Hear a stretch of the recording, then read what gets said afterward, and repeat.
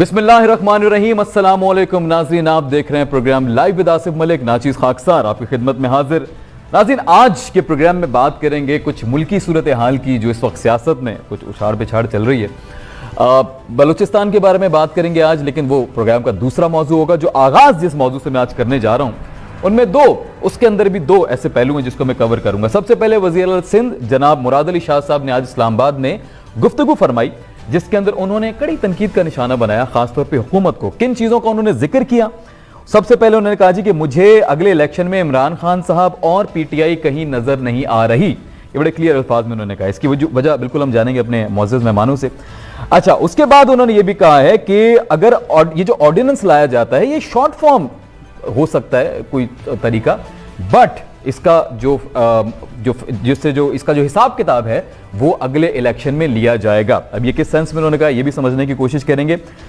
फिर उन्होंने एक और बात ये की कि अपनी मर्जी के कानून ऑर्डिनेंस के जरिए लाते हैं और अगर कानून लाने हैं तो अवाम के लिए लाए जाएं। अच्छा जी, उसके बाद कुछ ये भी कहा कि जी जो ज़ाब्ता अखलाक वो सबके लिए रखा जाता है वही अपने वजीरों के लिए भी होना चाहिए। कोई 2016 के केसेस की एग्जांपल दी, जब पैनामा आया था और पेंडोरा में कुछ पीटीआई के वज़रा के नाम निकले हैं, तो उसको उन्होंने थोड़ा तनकीद का निशाना बनाया।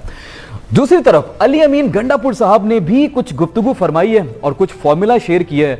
कुछ अवाम की मसाइल का हल उन्होंने बताने की कोशिश की अपने अंदाज में कि कोई बात नहीं जी, अगर आप 100 में से 9 दाने चीनी की कम कर लें। अब 9 किस रेशो में उन्होंने कहा ये समझना पड़ेगा, बहुत मैथमेटिकल हो जाएगा हमारे लिए, but will try to understand कि 100 में से 9 दाने क्यों कहे गए और 9 दानों के अलावा अगर आप इस्तेमाल करेंगे तो आपकी महंगाई खत्म हो जाएगी, लाइफ से सारी टेंशन खत्म हो जाएंगी। कुछ इस तरह से बड़ी कॉन्फिडेंस के साथ उन्हें बातें की हैं। दूसरा, अगर आप 100 में से 9 निवाले हटा दें और बाकी आप निवाले खा लें और पूरी कौम अगर इतना खा ले तो भी लेकिन जो रेशो था वो 109 ही रहा। अभी इसके ऊपर अपने मौजूद मेहमानों से मैं जानने की कोशिश करूंगा कि क्या ये फॉर्मूला, अच्छा ये पहली दफ़ा नहीं हुआ, इससे पहले भी फूड अथॉरिटी के साहब थे, उन्होंने भी पीटीआई के कुछ इस तरह की बातें की और भी एक दो वज़रा पहले बातें कर चुके हैं। कुछ कहते हैं जी टमाटर का इस्तेमाल ही छोड़ दें, अगर आप टमाटर कौन सा ज़रूरी होता है खाने के लिए, तो इस तरह की बातें की जाती हैं। बट खैर इस पर हम बात करेंगे आज। सबसे पहले मुझे मेरे मौजूद मेहमान ज्वाइन कर चुके हैं, मैं दोनों को वेलकम करूँगा। सबसे पहले मैं हमारे उमर अच्छा जी ठीक है, सरदार नज़ाकत साहब। सर अस्सलाम वालेकुम। जी वालेकुम। सरदार नज़ाकत सर, बहुत शुक्रिया, आप पाकिस्तान पीपल्स पार्टी की रहनुमाई करेंगे। Thank you so much for joining us. साथ ही समीर शेख भाई ने भी ज्वाइन कर लिया। समीर भाई अस्सलाम वालेकुम। जी वालेकुम सलाम। समीर भाई, always a pleasure talking to you. बहुत अच्छा लग रहा है आपने दोबारा ज्वाइन किया है, पाकिस्तान तहरीक इंसाफ के रहनुमा। मुझे समझ नहीं आ रहा कि आज मैं ये दो मौजूआत मेरे पास हैं, इसमें बड़े कनेक्टेड मौजू हैं। इसका आगाज़ मैं आप दोनों में से किससे करूँ? पहले मेरे ख्याल में हुकूमती जमात से थोड़ी सी मेरे ख्याल में आगाज़ कर लेते हैं। समीर भाई पहले थोड़ा सा आगाज़ करते हैं, ये अली अमीन गंडापुर साहब से थोड़ा सा आगाज़ कर लेते हैं, 2-4 मिनट इसको देते हैं, फिर हम दीगर मौजू की तरफ बढ़ते हैं। अली अमीन गंडापुर साहब ने ये जो फॉर्मूला बताया है ये किस सोच की अक्कासी करता है? मतलब ये आप समझ पाए इस फॉर्मूले को तो आवाम को भी समझा दें। सीरियसली आवाम इस वक्त जानना चाहती है कि ये आखिर फॉर्मूला क्यों दिया गया है और बाकी इसका कोई असर हो 100 में से 9 दानों पे? देखिए, मैं ये समझता हूँ कि आज हमारे जो पहली जनरेशन थी, अगर उन्होंने थोड़ी तकलीफें काट ली होती और ये जो चोर लुटेरे जिन्होंने पिछले 30 सालों से इस मुल्क की दिवालिया निकाल दिया और 14 सालों से जो काबिज है इस सूबे में, हमारे सिंध में पीपल्स पार्टी, अगर इनके खिलाफ आवाज उठाई होती, जुल्म के खिलाफ आवाज उठाई होती, करप्शन के खिलाफ आवाज उठाई होती, इनके जो हरासमेंट करने के तौर तरीके से आवाज उठाई होती, तो आज हम ये हाथ ठीक हो गया। गंडापुर साहब जो हैं उनका इशारा इसी तरफ है कि हमें थोड़ा टाइम की तकलीफ है, ये बर्दाश्त करनी पड़ेगी। आज इमरान खान साहब जो हैं उनको सिर्फ पाकिस्तान के वजीर आजम नहीं देखा जा रहा है, बल्कि वो मुस्लिम उम्मा के एम्बेसडर बन के सामने आए, कश्मीर के एम्बेसडर बन के सामने आए। जिस तरह का इन लोगों ने मुल्क को लूटा पिछले कई डेकेड से, तो उसकी आज हमें ये कुछ अरसे की तकलीफ है। आज देखिए, हम मदीने की रियासत की बात करते हैं, हम एक्स्ट्रा लोन नहीं ले रहे, लोन उतार रहे हैं। ठीक है, मैं समझता हूँ इन्फ्लेशन है, चीजें महंगाई है, लेकिन आज हमारा जो एक परसेप्शन था पूरी दुनिया में वो बेहतर हो रहा है। आज हम आंखों में आंखें डाल के अमेरिका के एब्सोल्युटली नॉट बोल रहे हैं। ठीक है। आज अल्हम्दुलिल्लाह हमारी एक्सपोर्ट्स बेहतर हो रही हैं। तो देखें, एक ऊपर से आप एक तामीर कर दें एक चीज को और ऊपर से सिर्फ उसको थोड़ा सा पेंट कर दें और दिखा दें बहुत अच्छा है, तो उसका फायदा नहीं है। आज पाकिस्तान की जड़ों को स्ट्रॉन्ग कर रहा है इमरान खान, आज हमारी नेक्स्ट जनरेशन को स्ट्रॉन्ग कर रहा है। आज जो हम इक़दाम उठा रहे हैं ये शायद हमें फौरी इसका फ्रूट नजर नहीं आए, लेकिन तो हमारी नेक्स्ट जनरेशन है वो इसका फायदा उठाएंगे। देखिए, आज अगर हमसे थोड़ी तकलीफ उठा ली तो ये मुल्क जो है आपको कुछ सालों में उधर नजर आएगा जहाँ इसको होना चाहिए था। जो हमारे कायद आज़म मोहम्मद अली जिन्ना ने जो ड्रीम देखा था, जिस बुनियाद पे ये मुल्क बनाया था, वो तो हम उससे बहुत दूर निकल गए। आज पाकिस्तान किधर खड़ा हुआ है? आज आप बताएं, ना हम इंडिया से कम्पीट कर सकते हैं, ना बलूचिस्तान से ना बांग्लादेश से कम्पीट कर सकते हैं। हम आज किधर हैं? तो ये किसकी वजह से? ये इमरान खान की वजह से। इमरान खान तो 3 साल से हुकूमत में, आज 70 सालों से जो हुकूमत कर रहे हैं इस पाकिस्तान पे, उनसे सवाल करें ना, ये क्या हुआ कि आज मुल्क का ये हाल है? हमारी एक्सपोर्ट्स किधर हैं? हमारा जो है लोकल जो मैन्युफैक्चरिंग है उसका क्यों इतना बुरा हाल है? ये इमरान खान तो इसका कसूरवार नहीं है। इमरान खान तो चीजें ठीक कर रहा है। इमरान खान एक सच्चा, एक पेट्रियोटिक, एक ऑनेस्ट वजीर आजम है। तो हम तो आज वो बात कर रहे हैं कि नेक्स्ट जनरेशन इसकी फायदा उठाएं। ये बिलियन स्ट्रीट सुनामी, ये क्या चीजें हैं? ये करप्शन फ्री पाकिस्तान की बातें किसने स्टार्ट की? ठीक हो गया। अब लॉन्ग टर्म बेनिफिट्स की बात कर रहे हैं कि लॉन्ग टर्म उसके जो हैं वो इंशाल्लाह सरात मुरतब होंगे, समात मिलेंगे। गुजार दिए हैं और 3 साल में हमने देखा है कि बेहतरी आ रही है, बेहतर हो रही है, बेहतरी की तरफ हम जा रहे हैं। आज जो टैक्स रिफॉर्म्स की बातें हैं, आज आप देखें, आप FBI की जो टैक्स कलेक्शन जो है, इतना एतमाद किसी भी हुकूमत पे पाकिस्तानी अवाम ने नहीं किया। आज फॉरेन रिजर्व की जो रेमिटेंस, जो ओवरसीज पाकिस्तानी पैसे भेज रहे हैं इस मुल्क में, वो आज तक कभी इसमें इतनी रेमिटेंस नहीं आई। उसकी क्या वजह है? उसकी यही वजह है कि जो सरबराह है इस मुल्क का, उस पे एतमाद है अवाम को। आज हमारी एक्सपोर्ट अल्हम्दुलिल्लाह बेहतर हो रही है। देखें, कुछ चीजें हैं जो हमारी लोकल एग्रीकल्चर इतनी बेहतर नहीं है, जिसकी वजह से इन्फ्लेशन है। लेकिन खान साहब थोड़ा सा टाइम दें, आप देखेंगे थोड़ा सा और टाइम दें, ये चीजें। और जो नया पाकिस्तान की बात की थी वो करीब है, वो थोड़ा सा वक्त दूर है। चलें सर, मैं बिल्कुल आपकी तरफ वापस आता हूं। मैं इसी सवाल के ऊपर सर नज़ाकत साहब आपका कमेंट लेना चाहूंगा। सर, कैसे देखते हैं आप अली अमीन गंडापुर साहब के फॉर्मूला को, उनकी इस पूरी बात को? बहुत शुक्रिया जी। सबसे पहली बात यह कि ना कि सिर्फ अली अमीन गंडापुर, बल्कि मैं 2-3 स्टेटमेंट्स आपको और याद दिलाता हूँ कि कुछ दिन पहले फवाद चौधरी साहब ने 1 करोड़ नौकरियां भी दे दी थी। उससे पहले शेख रशीद ने कहा कि नवंबर-दिसंबर में लोग ज्यादा आटा खाते हैं। फिर एक KPK के गवर्नर साहब थे, उन्होंने कहा कि 2 रोटियों के बजाय 1 रोटी खाएं। फिर वो एक ऑयल एंड गैस के जो मिनिस्टर थे, उनकी स्टेटमेंट सुन लें। पाकिस्तान के अंदर जितनी स्टूपिड स्टेटमेंट इस दौर के अंदर आई है, और जो अवाम के जख्मों के ऊपर नमक पाशी इस दौरान हुई है, मैं समझता हूँ कि पाकिस्तान के अंदर कोई सेंसेबल स्टेटमेंट ठीक है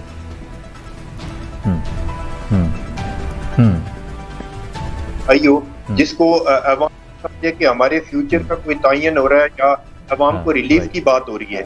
अब ये भाई साहब जो बैठे थे, आप इनसे सवाल गंदम कर रहे थे और ये जवाब चाना दे रहे थे। जितना मजहब का इस्तेमाल इमरान खान ने अपने दौर के अंदर किया, मैं ये समझता हूँ कि इसकी मिसाल पूरे पाकिस्तान के अंदर नहीं मिलती। अनफॉर्चुनेटली मदीना की रियासत की तो बात करते हैं, लेकिन ये नहीं देखते कि आज पाकिस्तान के लोग किस सिचुएशन से गुजर रहे हैं और किस तरह ICU के अंदर पड़े हुए हैं और किस तरह पाकिस्तान के लोगों का गुजर औकात हो रहा है। ये एक पॉलिटिकल पार्टी नहीं है। तहरीक-ए-इंसाफ बेसिकली अमीर लोगों का एक क्लब बना हुआ है जो बाहर निकल के देखते ही नहीं है कि पाकिस्तान के लोगों का हाल क्या है, लोग किस तरह जिंदगी बसर कर रहे हैं। जिस मुल्क के अंदर डॉलर 171-72 पे ट्रेड कर रहा हो, जिस मुल्क के अंदर पेट्रोल हमारा जो 127-30 के दरमियान ट्रेड सेल हो रहा हो, तो मैं ये समझता हूँ कि पाकिस्तान की हिस्ट्री के अंदर अगर मैं PTI के लोगों को दावत देता हूँ कि कम से कम अवाम के अंदर जाके कोई एक प्रोग्राम तो करके दिखाएं, फिर लग पता जाएगा कि पाकिस्तान के लोग नहीं, वो इतना तो वो एक्सपेक्ट कर रहे हैं, वो एक्सपेक्ट, हाँ नहीं वो एक्सेप्ट भी कर रहे हैं और एक्सपेक्ट भी कर रहे हैं कि क्या अवाम कहेगी, बिकॉज वो खुद कह रहे हैं इन्फ्लेशन बढ़ गई है, जूते पड़ रहे हैं। और ये मेरी सुन लेना, कोई भी पाकिस्तान के अंदर कोई भी सेंसेबल आदमी इस वक्त जो फेडरल गवर्नमेंट है उसके अंदर मौजूद नहीं है। चाहे इमरान खान की स्टेटमेंट सुन ले, वो लोगों को लोगों की नकलें उतारते फिर रहे हैं, फिर वो किस तरह की स्टेटमेंट दे रहे हैं। कभी आपको याद होगा कि मुंह पे हाथ फेर के कहते हैं कि मैं इनके साथ ये करूंगा, मैं इनके साथ वो करूंगा। इनका ये जो स्टेटमेंट है डे वन से, अगर इमरान खान की पहले कंटेनर की स्पीचेस सुन ले और प्राइम मिनिस्टर बन के इमरान खान को, तो ये भी नहीं पता कि आज वो मुल्क के प्राइम मिनिस्टर हैं। मैं ये समझता हूँ कि पाकिस्तान की हिस्ट्री के अंदर जितना मुल्क इस दौरान तबाह हुआ इन 3 सालों के अंदर, और जब भी इनके साथ महंगाई की बात की जाती है, बेरोजगारी की बात की जाती है, मुल्क के हालात के ऊपर बात की जाती है, तो इनका एक ही स्टेटमेंट होता है कि पाकिस्तान की मिलिट्री एस्टेब्लिशमेंट और हुकूमत के जो रिलेशन है वो आपस में बड़े मुस्तहकम है और उनके पीछे छुपने की कोशिश कर रहे हैं। लेकिन मैं ये समझता हूँ कि पाकिस्तान के लोग जिस तरह की बददुआएं आज इमरान खान को दे रहे हैं, ये सिर्फ इमरान खान को नहीं लग रही बल्कि उन लोगों को भी लग रही है जिनके कंधों पे चढ़ के इमरान खान पाकिस्तान के अंदर इक्तदार में आए और जिन्होंने 2018 का फेक इलेक्शन करवा के, रीग इलेक्शन करवा के इमरान खान को पाकिस्तान के ऊपर मुसल्लत किया है। और ना कि सिर्फ पाकिस्तान के अंदर बल्कि आज पूरी दुनिया इमरान कोई ट्रस्ट नहीं कर रही, क्योंकि पूरी दुनिया को पता है कि फेक प्राइम मिनिस्टर है, सिलेक्ट प्राइम मिनिस्टर है, झूठा प्राइम मिनिस्टर है। और ये मुल्क के अंदर तो कह रहे हैं पाकिस्तान की तर्जुमानी कर रहे हैं, तशख्खुस बहाल कर रहे हैं इमरान खान साहब। बातें करना आसान होता है, आप पूरी दुनिया के अंदर देखें कि हिंदुस्तान की लॉबिंग कितनी स्ट्रांग है। इमरान खान को कोई आदमी ट्रस्ट नहीं करने को तैयार नहीं है। जो पैसे इमरान खान की हुकूमत को हमारे अरब कंट्री से मिले भी हैं, वो हमारे आर्मी चीफ ने लेके दिए, ये रिकॉर्ड का हिस्सा है। मैं कोई अपनी तरफ से बात नहीं कर रहा हूँ, मैं सिर्फ ये कहना चाह रहा हूँ कि आपने इनकी स्टेटमेंट्स की बात की है, कोई एक सेंसेबल स्टेटमेंट पाकिस्तान के अंदर किसी मिनिस्टर की बता दे। जब कोविड की बात हुई तो इनकी एक मिनिस्टर साहिबा ने कहा कि 19 किस्में है कोविड की, और कोई मेरे ख्याल में ये पाकिस्तान के ऐसे बेहतरीन हालात करने में हमारे उन लोगों का सबसे बड़ा कसूर में, उन लोगों को कसूरवार समझ जिन लोगों ने पाकिस्तान के ऊपर इमरान खान और उनकी नायल टीम को मुसल्लत किया है। तो सर मैं आपकी तरफ वापस आता हूं, अभी मेरे पास पाकिस्तान के लोग इंशाल्लाह हकीकी मायनों में जो जमहूरी रवायात है उसके मुताबिक इलेक्शन होगा और पाकिस्तान पीपल्स पार्टी के चेयरमैन बिलावल भुट्टो जरदारी इंशाल्लाह आइंदा। मैं इन्हीं कुछ सवालों की तरफ मैं आ रहा हूं। मैं सबसे पहले तो समीर भाई जो आप जवाब देना चाहें बिल्कुल आप जवाब दीजिएगा नजाकत भाई को। दूसरा मेरा छोटा सा सवाल साथ ये भी ऐड कीजिएगा कि इलेक्शन में इमरान खान और पीटीआई कहीं नजर नहीं आ रहे अगले इलेक्शन में, ये मुराद अली शाह साहब ने इस्लामाबाद में कहा है ओपनली मीडिया के साथ, कैसे देखते हैं सर? देखें जी, ये तो बेचारा मेरा मासूम भाई है, इस बच्चे की मैं क्या जवाब दूं। इसको तो शौक है अपनी थोड़े नंबर बढ़ा ले, कहीं आदि के सामने थोड़े इसके नंबर बढ़ जाएं किसी के सामने, तो खैर इसको तो मैं क्या जवाब दूं। बट देखिए हकीकत ये है कि आज 14 साल से पीपल्स पार्टी की हुकूमत है, ये क्या पीपल्स पार्टी को सीधे दें? या तुम चुप रहो ना, अभी तुम्हारे बीच में मैंने नहीं बोला था, अभी चुप करके सुनो बात को, थोड़ा हौसला रखो, चुप करो, बात खत्म करने दो फिर बोल लेना। 14 साल से पीपल्स पार्टी की हुकूमत है सिंध में, आज हर में बच्चों, हर साल लाखों बच्चे मर जाते हैं, गंदों में इनके चूहे चोरी कर जाते हैं, करोड़ों रुपए का, अरबों रुपए का बजट ये खा गए सिंध में। एक या तुम अब चुप तो कर जाओ, सर इनको कंप्लीट करने दे समीर भाई, मुंह में टेप लगाएं सर, इसको बहुत शौक है बीच में बोलने का अपना। आज अरबों रुपए का बजट ये खा गए, एक यूसी दिखा दें पूरे सिंध में जो ये दिखा सकें कि हमने जी 14 साल में, देखें ये एक एग्जाम्पल है, ये यूसी बनाई है, अस्पताल दे नहीं सके, स्कूलों में गधे भैंसे इनकी बंधी हुई हैं, इनके सारे वजीर गधे नंबर 1 जो उनको स्कूल में बांधना चाहिए, जो इन लोगों ने हाल किया, जो इन लोगों ने बच्चों के फ्यूचर को तबाह किया सिंध के, ये कातिल ये हैं, चोर ये हैं, अनवर मजीद इनका फ्रंटमैन, इनके सारे वजीरों के जो हैं वो बैरून मुल्क जायदाद इन लोगों ने बना ली। पहले मोटरसाइकिलों पे आते थे,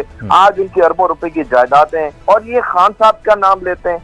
इनको तो शर्म आनी चाहिए, इनको तो जबान नहीं खोलनी चाहिए। ये कहते हैं कि हमारे लोगों के स्टेटमेंट ऐसे हैं, इसके अपने लीडर के स्टेटमेंट सुनाऊं मैं जो क्या कहता है ज्यादा बारिश आती है, ज्यादा पानी आता है। ये स्टेटमेंट बताओ या इसकी जो दूसरी लीडर है वो बताओ, जो अपने लीडर को शहीद बना देती है। ये तो ये लोग कोई लोग हैं, ये तो चोर है, ये तो लुटेरे हैं।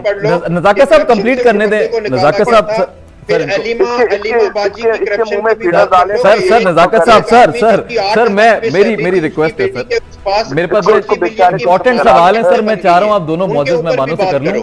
सर नजाकत साहब मैं आ रहा हूँ आपकी तरफ, मैं आपको वक्त दूंगा। समीर भाई प्लीज कंटिन्यू करें, आप एंड करें।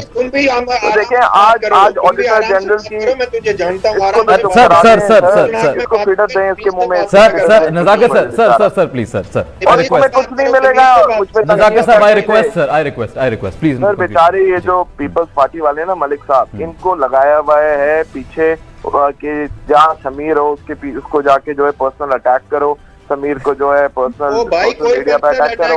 उसमें बस समीर भाई अभी कहीं और, समीर भाई आप कहीं और लेकर जा रहे हैं, ये देखें अभी आप कहीं और लेकर। अच्छा इसको चुप तो कराए ना, मैं तो नहीं, वो नजाकत भाई से रिक्वेस्ट की है, मैं नजाकत में आ रहा हूँ। नजाकत भाई आपकी तरफ आराम से बात करो, तू तो बात नहीं करो। नजाकत भाई सर मैं हो गया जी, जो तुम्हारे को तो मुझे पता होता तुम आ रहे हो, तो मैं तो नजाकत भाई समीर भाई आप दोनों बहुत मुअज्जिज मेहमान हैं, आप दोनों बहुत मुअज्जिज हैं। नजाकत भाई रिक्वेस्ट प्लीज थोड़ा सा इनको बात करने दें, मैं आपकी तरफ आ रहा हूँ, पूरा मौका दूंगा नजाकत, पूरा मौका। आज मलिक साहब ऑडिटर जनरल की रिपोर्ट निकाले हैं आप, आपको पता चलेगा सिंध के अंदर इन लोगों ने 14 सालों से क्या जुल्म किए हैं, क्या करप्शन हुई है, किस तरह का इन लोगों ने जो है अवाम के हकूक को, अवाम के पैसे को किस तरह लूटा इन लोगों ने, और अपनी बैरून मुल्क किस तरह जायदादें बनाई। आज आप देखें सिंध के अंदर जो है ना अस्पताल हैं, ना स्कूल हैं, ना सेहत का कोई निजाम है, ना रोड्स हैं। फिर बात करते हैं पीटीआई की। समीर भाई मैं आपकी तरफ वापस आऊंगा, तो दे नहीं सके, ये छोटे सवाल हैं, इंपॉर्टेंट सवाल होंगे मेरे, मैं आपकी तरफ वापस आता हूँ। मैं नजाकत भाई से नजाकत भाई पहले मुझे खत्म करने दे बात को। आपने मुराद अली शाह की बात की ना, मुराद अली शाह कह रहा है कि पीटीआई नजर नहीं आएगी आगे। मैं इसका जवाब देता हूँ आपको। मुराद अली शाह सही कह रहा है कि उसको जो है 2023 में पीटीआई नजर नहीं आएगी, क्योंकि वो होएगा जेल के अंदर। जब जेल के अंदर होएगा तो उसको कुछ भी नजर नहीं आएगा। ये सारे चोर, ये सारे लुटेरे जिन्होंने इस मुल्क को लूटा, ये सारे आपको जेल में नजर आएंगे। तो इनको पीटीआई किधर नजर आएगी, इनको तो खुद अपने आप को नजर नहीं आएंगे। ये इनका हाल होने वाला है। ये अवाम इनको बाहर, आज इनकी खुली कचहरियों में इनको जूते पड़ रहे हैं। पीपल्स पार्टी जो ये मंजन बेचते थे शहीदों के नाम पे, लाशों की सियासत पे, वो मंजन खत्म हो गया अब इनका। आज अवाम इनका असली रूप देख चुकी है। समीर भाई मैं आ रहा हूँ आपकी तरफ वापस, मेरे पास 5 से 8 मिनट है मैक्सिमम, मुझे 5 मिनट में खत्म भी करना है। मैं नजाकत भाई आपका कमेंट ले लूं पहले। आज मुराद अली शाह साहब ने एक बात की पीटीआई के खिलाफ कि इमरान खान साहब ने जो पैमाने दूसरों के लिए रखते हैं वही अपने लिए भी रखें। इमरान खान साहब ने 2016 में ऑफशोर कंपनीज के हवाले से जो कुछ कहा था, अब वो जिन वफाकी वुज़रा के नाम पेंडोरा पेपर्स में निकले हैं उनके हवाले से भी वही रवैया अख्तियार करें और इस्तीफों से ओहदा दिलवाएं तमाम वुज़रा को। कैसे दिलवाएं? चीफ मिनिस्टर साहब ने जो बात की है, जो इमरान खान साहब की हुकूमत में बैठे हुए लोग हैं, जिनकी ऑफशोर कंपनियां हैं, क्या इसमें कोई चीफ मिनिस्टर साहब ने कोई गलत बात की है कि उनको स्टेप डाउन करवाएं, उनके ऊपर भी जेआईटी बननी चाहिए। पाकिस्तान पीपल्स पार्टी खवातीन यूनियन की प्रेसिडेंट मोहतरमा फरियाल तालपुर साहिबा की 1.5 करोड़ रुपए की ट्रांजैक्शन के ऊपर अगर जेआईटी बन सकती है, तो इनकी अरबों रुपए की करप्शन के ऊपर कोई जेआईटी नहीं बननी चाहिए। वैसे इमरान खान साहब ने कहा है, वो तो कह रहे हैं हम बनाएंगे। वैसे की पॉलिसी वो जो जायदाद है उसके ऊपर कोई जेआईटी नहीं बननी चाहिए। चाहे क्या पाकिस्तान के लोगों का ये हक नहीं बनता कि पाकिस्तान के लोग पूछें कि इमरान खान और उनकी फैमिली का बिजनेस क्या है, ये इसके ऊपर जेआईटी नहीं बननी चाहिए। फिर इमरान खान के जो दाएं बाएं में ऐसे लोग बैठे हुए, जो 15 ऐसे लोग बैठे हुए जो करप्शन के ऊपर, करप्शन में डायरेक्ट मुलविस हैं, क्या उनके ऊपर जेआईटी नहीं बननी चाहिए? उनके ऊपर उनके हवाले से डबल स्टैंडर्ड क्यों है इमरान खान का? ये मुराद अली शाह साहब कह रहे थे, जो अनफॉर्चुनेटली इनके पास कोई जवाब नहीं है। अगर आप इनके जवाब सर प्लीज के अंदर दवाइयों की कीमतों में इजाफा क्यों हुआ, पाकिस्तान के अंदर जो जरूरियात जिंदगी है उसके अंदर इजाफा क्यों हुआ, तो इनको वापस वही जातियात की बात याद आ जाती है, वही जातियात। ठीक है, आप कह रहे हैं बिल्कुल सही बात की उन्होंने और बिल्कुल कानून के मुताबिक बात देता हूँ। देखें समीर शेख साहब को मैं दावत देता हूँ कि आए, चले। मैं पिछले दिनों मिट्टी का विजिट करके आया हूँ, जो जिस तरह की वहाँ पे सड़कें बनी हुई हैं, जिस तरह मिट्टी कॉम्प्लेक्स हॉस्पिटल है। अच्छा। थोड़ा बहुत पढ़ लिख के भी आया करें पीटीआई के लोग कि यूएनडीपी की रिपोर्ट पढ़ ले कि पूरे पाकिस्तान के अंदर सूबा सिंध वाहिद सूबा है जिसमें हेल्थ सेक्टर में सबसे ज्यादा काम हुआ है। आज पूरे पाकिस्तान के लोग आके सिंध से इलाज करवाते हैं। गवर्नमेंट इंस्टीट्यूट में जाके देख लें, NICVD कराची में देख लें, ट्रोमा सेंटर देख लें। मैं इनको दावत देता हूं कि अपने ये एसी कमरों से बाहर आके देखें कि सिंध गवर्नमेंट ने कितना काम किया है। लेकिन सवाल इनसे पूछा जाता अपनी कारकर्दगी का।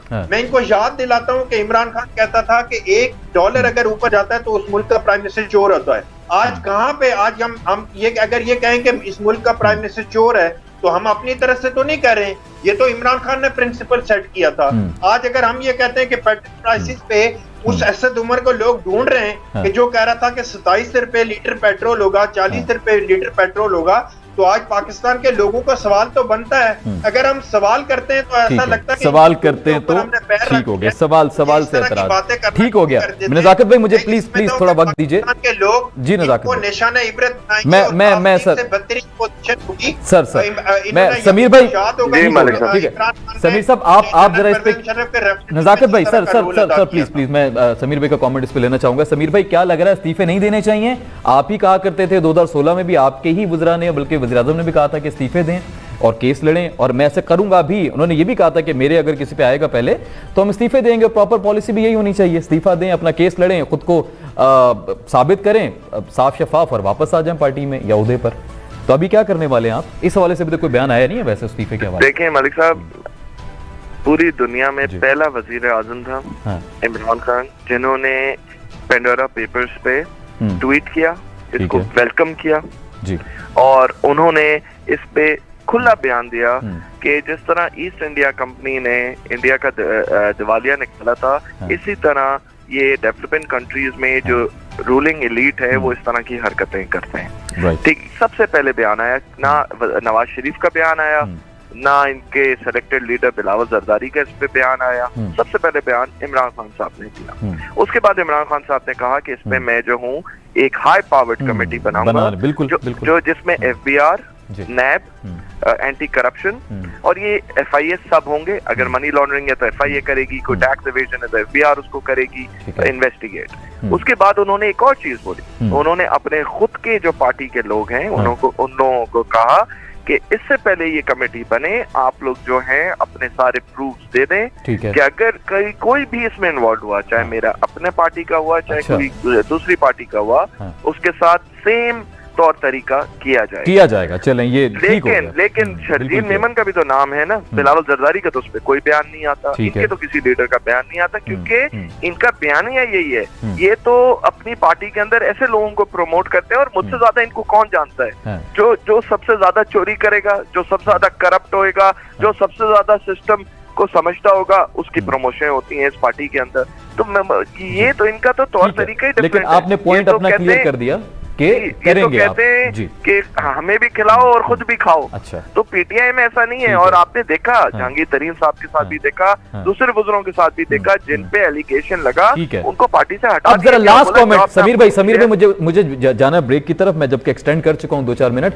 लास्ट कमेंट आपसे फिर इसी पे, ये जो ऑर्डिनेंस आया है नया नैब के हवाले से, इसके ऊपर भी मुराद अली शाह ने कहा है कि जी अपने कानून और सदारती ऑर्डिनेंस के तहत अपने कानून आप मुसल्लत करवा लेते हैं, अवाम के लिए तो कोई कानून बना नहीं रहे आप।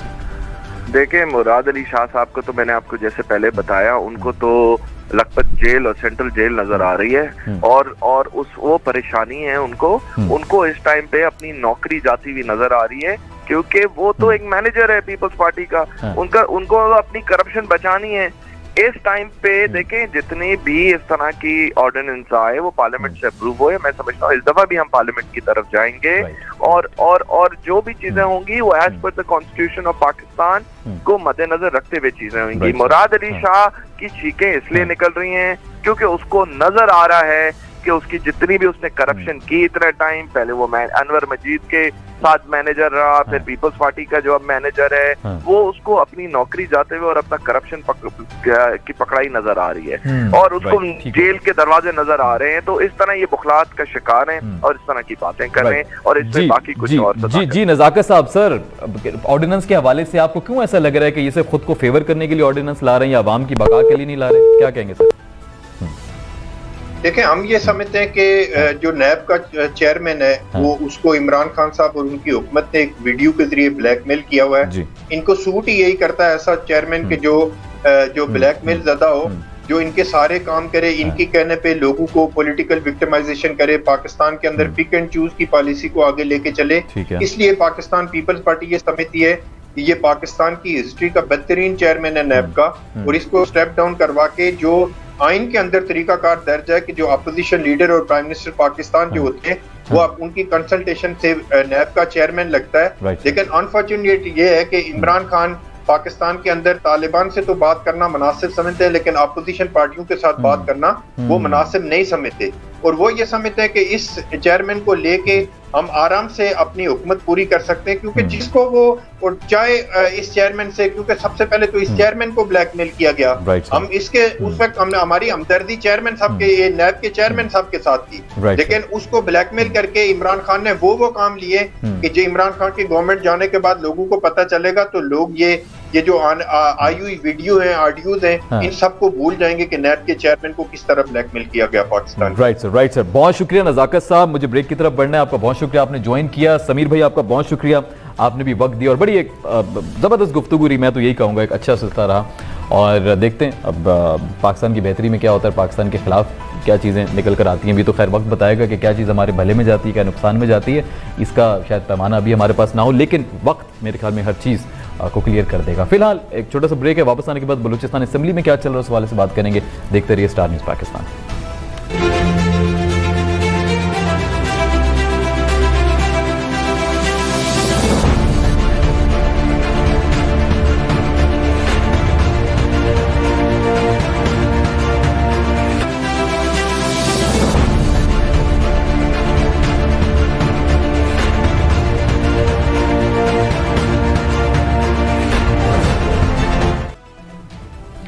जी नाज़रीन, वेलकम बैक, लौट कर वापस आ चुके हैं और बात हो रही थी कुछ खास तौर पे पीपल्स पार्टी और पीटीआई के हवाले से।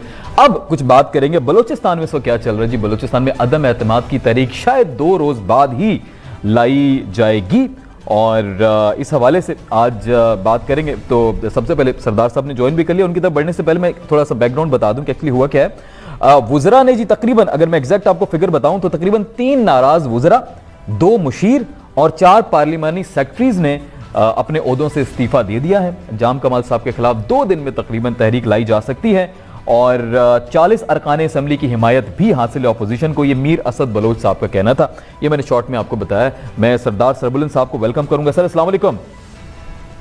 वालेकुम सलाम। सरदार साहब, सबसे पहले तो आप, मुझे बड़ा अफसोस हुआ आज बलूचिस्तान में खास तौर पे, और आपसे ऑफ द कैमरा भी बात हो रही थी, जल्जला जो वहाँ पर आया, तो उम्मीद करता हूँ कि आप भी खैरियत से होंगे और वहाँ पे लॉस तो हुआ है। हमारी पूरी जो हमदर्दी है वो आपके साथ हैं और पूरी सपोर्ट आपके साथ है। तो थोड़ा सा पहले जल्जले का जिक्र कर दीजिए, उसके बाद जरा बताइए कि असेंबली में क्या होने जा रहा है। सर जी मलिक साहब, बिल्कुल कल रात को 3 बजे बहुत सख्त जल्जला आया, जिसमें कोयटा और 2-3 अजला और थे वो मुतासर नहीं हुए, मगर हरनाई जो जिला है वो बहुत बड़ी कैजुअल्टीज हुई है। वहाँ पे 20 के करीब हमारे तकरीबन डेथ्स हुए हैं और तकरीबन 200 से 300 के दरमियान जो है जख्मी हुए हैं, और अभी तक भी हालात पूरा क्लियर नहीं हुआ है कि कितने जख्मी हैं और कितने फंसे हुए हैं वहाँ पे।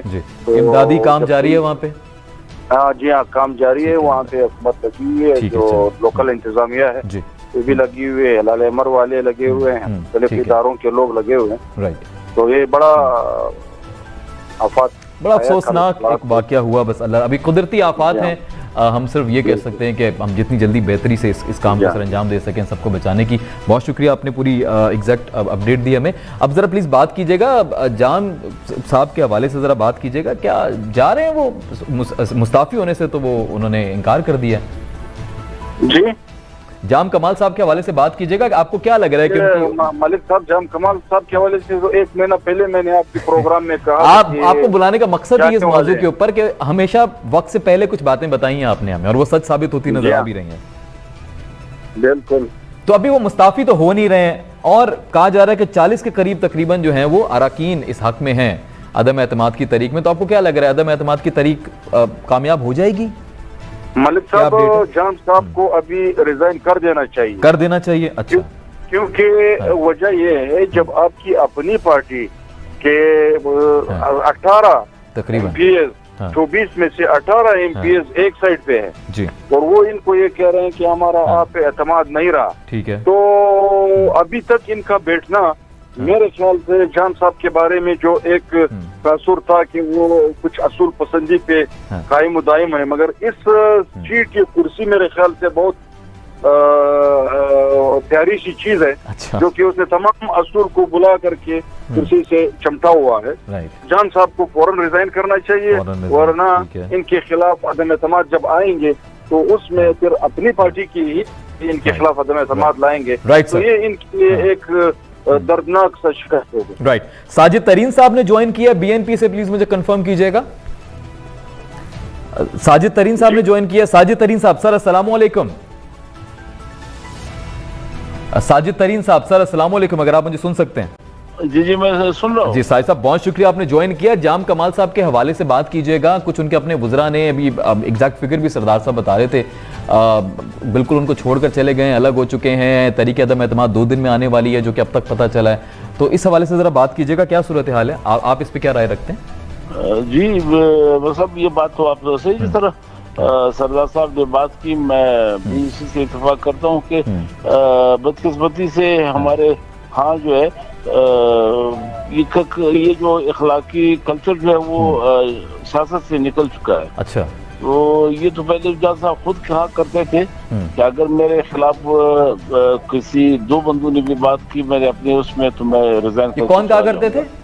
तो इस वक्त तो बहुत सारे लोग ये खुद देख रहे कि मिनिस्टर हजरात जो है उसके आगे सब अपनी पार्टी के, अभी तो अपोजिशन का तो अपनी जगह पे जो मुतहिदा अपोजिशन है वो उसके अदम एतमाद की जो करार अपनी जगह पे, लेकिन इस वक्त जो इनके अपने साथी है कैबिनेट के ये अलहदा हो गए, तो वो उसको तुम अगर वो सूरत इस तरह आती है कि जब तक बाकायदा जो अब ये एतमाद की तहरीक पेश होगी और उसको फिर कहेंगे गवर्नर उसको कहेंगे आप एतमाद का वोट ले, ठीक है, उस सूरत में अलग इख्तियार करेंगे, तो मैं नहीं समझता कि वो रास्ता कैसे उन्होंने अपने लिए इज्जत का रास्ता चुना।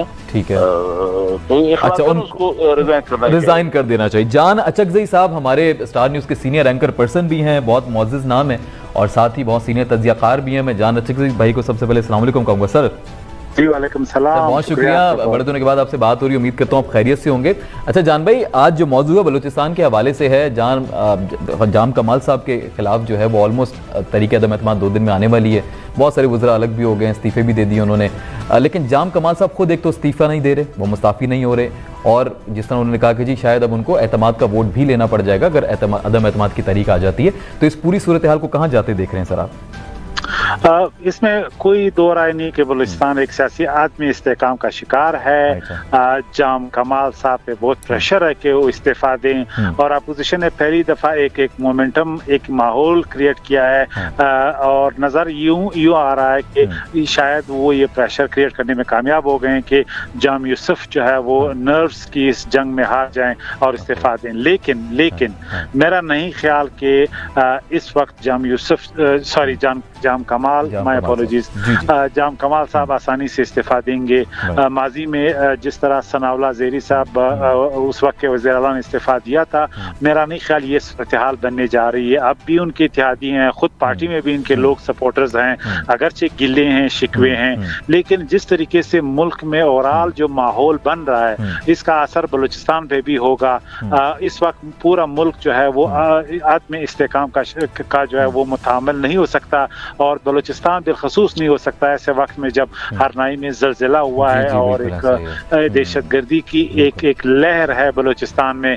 तो मैं नहीं समझता कि एक सियासी लिहाज से भी जाम कमाल की हुकूमत को चलता किया जा सकता है। आप इसलिए जी अच्छा, इसी में ऐड भी कर दीजिए, अपनी बात भी कंप्लीट कीजिएगा, इसमें ऐड ये भी कर दीजिए कि आपको क्या लग रहा है कि ये ले पाएंगे वोट एतमाद का? इस वक्त करंट सूरत हाल क्या लग रही है आपको? देखिए असल में बहुत से जो कैबिनेट के मेंबर्स नहीं है, जो इत्तेहादी हैं, उनको गिला है कि उन्हें नुमाइंदगी नहीं मिली, उन्हें वजारतों में हिस्सा नहीं मिला, उन्हें फंड्स में हिस्सा नहीं मिला। अगर जाम कमाल साहब इतनी फ्लेक्सिबिलिटी शो करते हैं कि वो नए लोगों को मौका देते हैं, उनको वजारतों में हिस्सा देते हैं, उनको फंड्स में मौका देते हैं, ये असल में एक प्रेशर है, इसलिए कि हर आदमी हर एमपीए चाहता है कि उन्होंने इलेक्शन लड़े और फिर इलेक्शन लड़ने जा रहे हैं तो 1 साल 2 साल रह गए, लिहाजा उन्हें फंड्स की जरूरत होती है, इन्हें अपने लोगों को सेटिस्फाई करने के लिए जॉब्स की जरूरत होती है। तो ये प्रेशर भी है। अगर ये उनको मुतालिबे उनको बगैर हुकूमत के बदलने से मिल जाती है तो मेरा नहीं ख्याल कि जाम या कोई और वज़ीर आला उनके लिए यानी मुख्तलिफ होगा। उनको अपने फंड्स, अपने पर्क्स और अपने प्रिविलेजेस, जॉब्स, इनसे सरोकार है, क्योंकि इलेक्शन आपको मालूम है बलूचिस्तान में ये जिस तरह बाकी मुल्क एक एक्सपेंसिव गेम है, इन्होंने करोड़ों रुपए उधार पे लिया होता है और फिर जब वो इलेक्शन में जाएंगे फिर उनको पैसों की जरूरत होगी, फंड्स की जरूरत होगी, लोग उन पे इन्वेस्टमेंट करेंगे, लिहाजा इन्हें तरक्याती स्कीमों की जरूरत है, इन्हें जॉब्स की जरूरत होती है, इन्हें मिनिस्ट्रीज में हिस्सा लेने की जरूरत होती है। अब जाम कमाल ने यानी उसके बारे में कहा जा रहा है कि उन्होंने बहुत सख्ती की थी, उन्होंने काफी हद तक करप्शन को ये कहा जा रहा है कंट्रोल किया था और लोगों को अपने यानी एमपीएस को एक टाइट लीश पे रखा था। तो अब अगर वो इलेक्शन से पहले 1 साल से पहले या 2 साल पहले अपनी जो स्पेंडिंग है उसको लूज करते हैं, जो कंट्रोल है वो लूज करते हैं, तो मेरा नहीं ख्याल कि सियासी लिहाज से इनके लिए मुश्किलात पैदा करने वाले एमपीएस को यानी नुमाइंदगी दे के उनकी हिमायत हासिल नहीं की जा सकती। Right sir. सरदार साहब, सर आपने सुना जान नचकी साहब ने तज्जिया किया इस हवाले से कि अगर वो अभी भी जो कुछ चीज़ें उन्होंने बताई हैं कि वो सपोर्ट दे दें और कुछ माली मदद दे दें, कुछ जो वुज़रा को शिकायत है ओहदे मिलने का और तमाम तर, अगर वो चीज़ें मान जाते हैं और फ्लेक्सिबिलिटी दिखाते हैं तो अभी भी उनके पास अच्छा चांस है कि वो हुकूमत बरकरार रख सकते हैं। आपको क्या लग रहा है ऑन ग्राउंड सिचुएशन? मलक साहब यहाँ पे जितने भी कबायली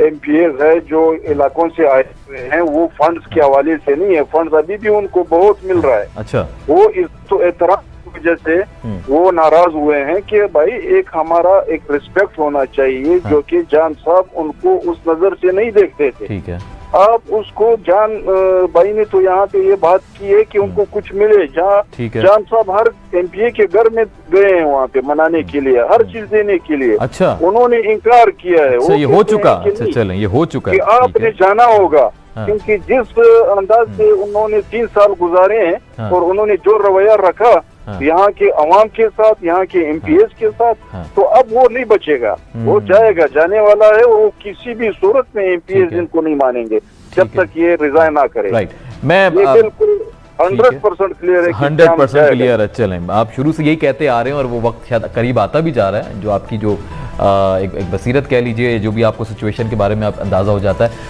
मैं साजिद साहब आपसे ज़रा एक और सवाल इसी हवाले से करना चाहूँगा कि जान सिंह साहब ने जो इस हवाले से कहा है, क्या आप इस बात से मुत्तफिक हैं कि कोई ऐसा रास्ता निकल सकता है अभी भी उनको मनाने का, जो नाराज़ हो चुके हैं वो मान जाएं और जाम कमाल साहब की हुकूमत बरकरार रहे?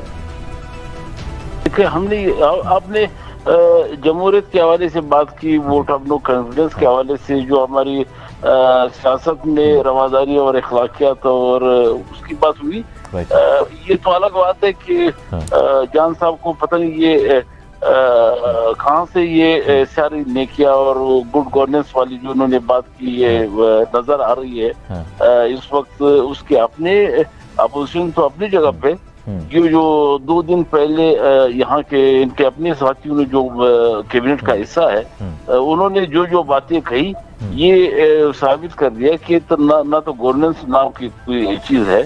और बाकी रही करप्शन की बात, ये पीएसडीपी जो है 2-3 सालों के पीएसडीपी मैंने चैलेंज किया था हाईकोर्ट में, चली ये सारी चीजें मेरे सामने है। ठीक है, तो मैं आपको बता सकता हूँ कि ये इससे पहले किसी भी गवर्नमेंट में ये इस तरह की बंदरबाट नहीं हुई है जो गैर मुंतखब लोगों को जिस तरह फंड तकसीम किए गए और यहाँ पे ये पीएसडीपी जिस तरह बनाई गई है। और उन्होंने फिर क्या किया आगे कि मैं आपको ठेकेदार जो है, क्योंकि मैं इसके साथ अटैच था, मैंने ये केस चलाया, तो मैं आपको बता सकता हूँ कि किस किस हल्के में किस किस बंदे के नाम पे फंड दिए गए फीसदी में स्कीमात रखे गए और उन्होंने स्कीमात आने से पहले उसको बेच दिया ठेकेदारों पे और अपने कमीशन लेके ये इसीलिए तो तबाही वजह की कोई चीज आपको ग्राउंड पे नजर नहीं आएगी। ठीक है, चलें अब जरा यही सवाल मेरा आपसे, उसके बाद जान नचगी साहब के पास भी जाऊंगा। मुझे एक चीज और बता दें कि आपको क्या लग रहा है कि अगर ये हुकूमत इनकी चली जाती है जाम कमाल साहब की, तो मुतवक्के और कौन से ऐसे नाम हैं, बेहतर नाम है जिस पे सब मुत्तफिक भी हो जाएंगे और जो इजीली नए वजीर आला मुंतखब भी हो सकते हैं?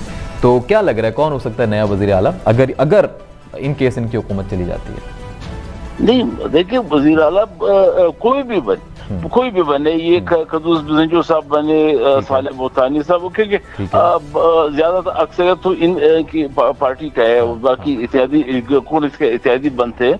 सवाल ये नहीं है कि नए बंदे ने आके क्या करना है, लेकिन ये कि ये कॉन्स्टिट्यूशन में ये एक रिक्वायरमेंट है। अगर कोई असम्बली में अपना इत्मीनान खो बैठते हैं तो फिर उसको ये अखलाकी तौर पे ये हक नहीं पहुंचता कि वो उसके से जबरदस्ती उसको खींचे, इधर उधर देख के रात को लोगों पे जिरगे करे और घरों पे जाए और कोई इधर उधर देखे। मैंने कहा इधर उधर देखने की जरूरत नहीं कि अखलाकन जो इन्होंने खुद जो इदाना किए थे वही उसी की पासदारी करे। वो उन्होंने कहा कि अगर मेरे अपने ही इत्यादि में हमदर मेरे खिलाफ किसी ने बात की तो मैं रिजाइन करके चला जाऊंगा। ठीक है, कोई ऐसा बड़ा नाम नहीं है जो आपकी नजर में हो कि ये बड़ा नाम ऐसा है जो शायद फ्यूचर में बन सकते हैं वज़ीर आला?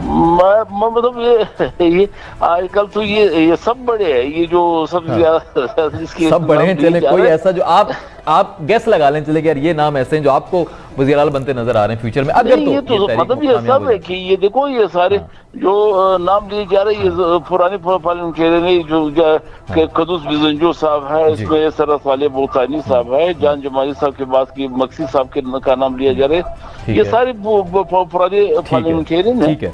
तो वो आइंदा की गवर्नमेंट जो उसकी कारकर्दगी भी चलेगी, अगर वो भी इसी लक्ष्य कदम पे चले तो नाकाम होगा। इसी तरह लोग इसके साथ सरबुलंद साहब, सर आपके माइंड में कुछ नाम हैं जो वज़ीर आला के लिए मुंतखब हो सकते हैं या जो लड़ सकते हैं या जिनको मुंतखब किया जा सकता है? फिर मुझे जान नचगी भाई पे क्लोज करना है उनका लास्ट कमेंट। मलिक साहब, सबसे बात तो ये है कि जो उसी पार्टी में से आएंगे, बाकी पार्टी में से कोई ना कोई आएगा। कोई ऐसे नाम जिस पर सब मुत्तफिक हो जाएं और दोबारा अदम एतमाद मेरे ख्याल से जो मुझे नजर आ रहा है, जो सबसे पहले कुर्बानी दी है, अच्छा, वो सरदार साले बोतानी ने दी, और उसके बाद जो है फिर कदूस बिजंजो है, ठीक है, और जहूर बलेदी है। तो ये 3 नाम है। मेरे ख्याल से इन्हीं 3 नामों में से फाइनल होगा। और ज्यादा जो मुझे नजर आ रहा है, पहले कुर्बानी जो वजारत किया था, जो बहुत ज़ेरे अताब आया है, वो सरदार साले बोतानी। राइट, साले जान नचगी साहब, सर आपने सुना अपोजिशन जमातों के 2 मौजूद रहनुमा बात कर रहे थे। अब आप जरा 2 चीजें मैं आपसे चाहूंगा, इस पे क्लोज कीजिएगा। एक, आपने कुछ जिक्र किया था खदशे का, एक खदशा आपने जाहिर भी ये किया कि सूरत हाल बिगड़ सकती है क्योंकि वहां पे ऑलरेडी तो चले जल्जला का तो एक वक्ती एक आपने जिक्र किया, फिर वहां पे बलूचिस्तान की सूरत हाल, फिर अफगानिस्तान की सूरत हाल। इस वक्त एक बड़े स्ट्रेटेजिकली भी बड़ा इंपॉर्टेंट है बलूचिस्तान, उस वक्त इसकी हुकूमत बदलना बहुत खतरनाक साबित हो सकता है। एक तो ये बताइएगा कि अगर ये अदम एतमाद की तरीक कामयाब हो गई, लेट्स सपोज हो गई, तो क्या असरात मुरतब हो सकते हैं ऑन ग्राउंड, ये प्लीज बताइएगा। और दूसरा कोई नाम आपके जहन में तो आप भी प्लीज बताइएगा कौन से नाम। अच्छा, एक तो मैं ये वजाहत करूं कि बिल्कुल मैंने ये नहीं कहा, ना मैं ये तासुर देना चाहता हूं कि इसको क्लियर कर दीजिए प्लीज। जाम कमाल की हुकूमत जो है ये गवर्नेंस के एतबार से मिसाली है या करप्शन जीरो हो गई है, ये बिल्कुल मैं नहीं कहना चाहता। साजिद तरीन साहब, बाकी दूसरे भाई, उनके खदशात बिल्कुल अपनी जगह पे हैं, उनके तहफ़्फ़ुज़ात बिल्कुल जेन्युइन है। बलूचिस्तान एक ऐसा सूबा है, लेकिन बलूचिस्तान एक ऐसा सूबा है जो सेंसिटिव है। इस वक्त जिस तरह आपने इशारा किया, बलूचिस्तान का बॉर्डर अफगानिस्तान के साथ है, अफगानिस्तान की सूरत हाल, पाकिस्तान की पॉलिसी जो है वो उस पर असरअंदाज हो रहा है, बलूचिस्तान की सिक्योरिटी सिचुएशन है। क्या मरकज बलूचिस्तान में तब्दीली को सपोर्ट करेगा? क्या बलूचिस्तान की जो रिवायात है कि अगर मैं आज भी, अगर मेरे जितने भी इख्तलाफात हों साजिद तरीन भाई से, अगर मैं उसके घर जाऊँ, उसका भी एक असर होता है। कल्चर है हमारे सूबे का, लोगों की रवादारी और फ्लेक्सिबिलिटी भी है, लेकिन गुस्सा बिल्कुल जेन्युइन है। अपोजिशन के साथ रवैया बिल्कुल सही नहीं रहा है, ये मैं लेकिन ये कि फेडरल गवर्नमेंट, पाकिस्तान की फॉरेन पॉलिसी और बलूचिस्तान की दाखिली जो सूरत हाल है, क्या ये फेवरेबल है कि एक सियासी चेंज आ जाए? और क्या सियासी चेंज क्या नुकसान हो सकता है? एक साल में माँ सिवाय ये कि अपोजिशन के जो खदशात है वो पूरे उनको नुमाइंदगी मिले अगर नई हुकूमत आती है तो मेटेरियली गवर्नेंस के इश्यूज पे उनका कोई खास असर नहीं होगा, क्योंकि एक साल में आप क्या करेंगे अगर एक साल के लिए असेंबली रहती है। दूसरी बात ये कि मजमूई मुल्की सूरत हाल पे इसका कोई खास असर नहीं पड़ेगा। लेकिन मैं ये कह रहा हूँ कि इसके बावजूद कि अपोजिशन का एक मोमेंटम बन गया है, लेकिन अगर शायद एक महीने पहले वो इसमें कामयाब हो जाते तो ज्यादा इसके चांसेस थे।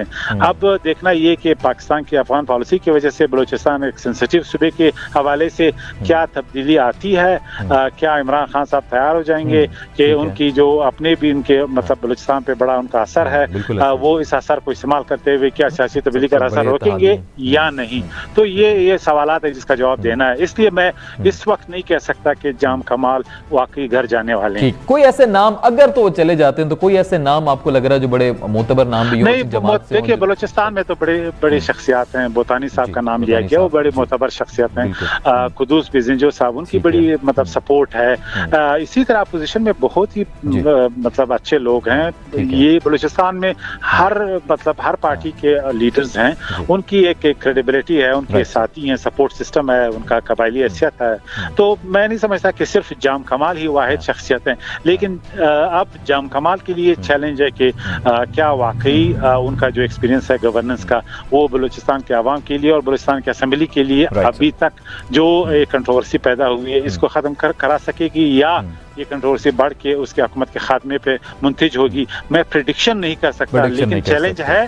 लेकिन अभी भी मेरे जहन में डाउट है कि जाम कमाल घर जाएंगे। चलो ठीक हो गया, चले तो वक्त बताएगा। बहुत शुक्रिया जान अचकज़ई भाई आपका भी, साजिद तरीन साहब आपका भी, सरदार सबरन साहब आपका भी बहुत शुक्रिया। अफगानिस्तान की सूरत हाल डेफिनेटली इम्पैक्ट कर रही है इस वक्त बलूचिस्तान को। जो भी डिसीजन होता है अदम एतमाद के तरीके लाई जाती है, या अब जल्जला आ गया उसके बाद कुछ वक्त के बाद लाई जाती है, जो भी सूरत हाल होगी उस पर बिल्कुल हम बात करते रहेंगे और इस मौजू के ऊपर कोशिश करेंगे कि जो भी डेवलपमेंट हो आप तक पहुंचाते रहें, उस पर एक जिम्मेदाराना तरीके से तज्जिया किया जाए। आपका ऑफ कोर्स इंशाल्लाह आपसे होगी मुलाकात अब कल रात 10 बजे। तब तक के लिए अपना बहुत ख्याल रखिए। आसिफ मलिक को दी इजाज़त। फ़ी अमानिल्लाह। पाकिस्तान जिंदाबाद।